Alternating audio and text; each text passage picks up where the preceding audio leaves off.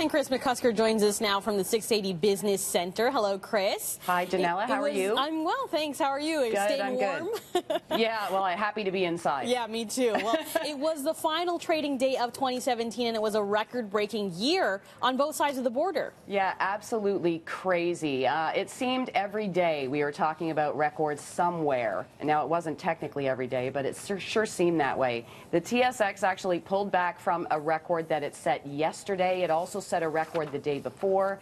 So at the end of the day, it was up by 6% on the year. Some of the big winning stocks this year: Air Canada jumped by 88%, Dollarama up by 60%. As far as the Dow goes, it jumped by 25% this year. 70 closing records on the Dow. Unbelievable. The NASDAQ up by 28% this year, and it was a big year for tech. Apple jumped by 46%, Google up by 32%. Now, as far as 2018 goes, a number of potential risks. We keep hearing about them. NAFTA, there's that Russia investigation in the U.S., some saber rattling between the U.S. and North Korea, and then potentially interest rate hikes. What we are hearing is maybe 3 or 4 by the U.S. Fed, and then maybe 2 by the Bank of Canada next year. Now, it seems that marijuana stocks were powering much of that growth on the TSX, and there's no surprise considering that it's going to be legalized next year. That's right, and today was kind of interesting. There was a time where the marijuana stocks today were halted, and that was because the circuit breakers kind of were triggered because there was so much activity. It affected stocks like Canopy Growth, which was up by 225% this year, Aurora Cannabis up by 317%, and both of those stocks hit new highs today. Then we had this sort of weird shift. Might have been a little bit of profit taking because there were such big gains in the marijuana stocks. Maybe investors were cashing out, wanted to put that money in the mattress until 2018. And I don't know about you, but lots of people go online for their shopping this time of year, for Christmas, for Boxing Day. I tend to shy away from it. What can you tell us about Amazon? Yeah, and Amazon, wow, it just keeps getting bigger, it seems. There was some data from GBH Insights, which shows the online retailers snapped up between 45 and 50% of all online holiday retail sales. That was a jump of 38% compared to last year. And a lot of this has to do with the Prime membership.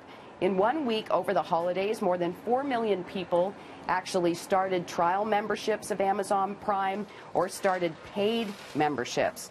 Now, shares in Amazon, another big mover this year. That stock up by almost 56%, though a little lower today.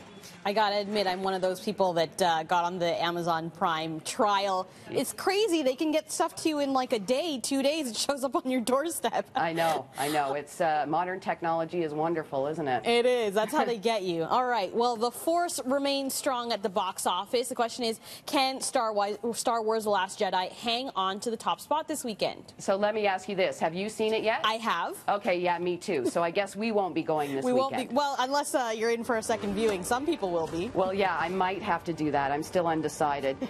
So, yeah, it's ruled at the box office last weekend for a second weekend. Can it hold on for a third? The movie has now grossed over $745 million since its December 15th release. So that's enough already to make it the 10th highest grossing film of the year. It still puts it about 30% behind its predecessor, which was Star Wars: The Force Awakens, which was released in 2015. So I guess we'll have to wait for the final numbers next week to see where it stands. Well, I'm sure it'll help that it's like a holiday weekend, right? Yeah. So, oh, yeah, for sure. And speaking of the end of the year, 'tis the season for year-end lists, and you're looking at the top grossing concerts of 2017. Now, I don't know if you have heard already, but could I ask you maybe to take a guess at what you think the top grossing concert was? Maybe Taylor Swift. She tends to make a lot of money. Yeah, that sounds like a good guess. I'm with you on that. It was the Rolling Stones. Oh, really? Yeah. Sort of interesting. I guess these guys have still got it. They still got it. Yeah. So they brought in $9.9 million, an average ticket price here of $160. The Irish rock band U2 was in second spot at $8.3 million. And then coming in third, this is a band I saw this year, Coldplay at $5.8 million. So I scoured the list. They had a top 20 list. I scoured it. There was one Canadian. Who's that? The Weekend. Ah. Yeah, he Scarborough came in boy. at number 16, 1.1 million. This is U.S. dollars. So yeah, the only Canadian on the top 20. Also on the list, Paul McCartney, Bruno Mars, Lady Gaga, all the usual names. Wow, amazing. Well, I hope you enjoyed the Coldplay concert. Oh yeah, so good. All right, thanks so much, Chris. Have a great weekend and Happy New Year. Yeah, same to you. Thanks.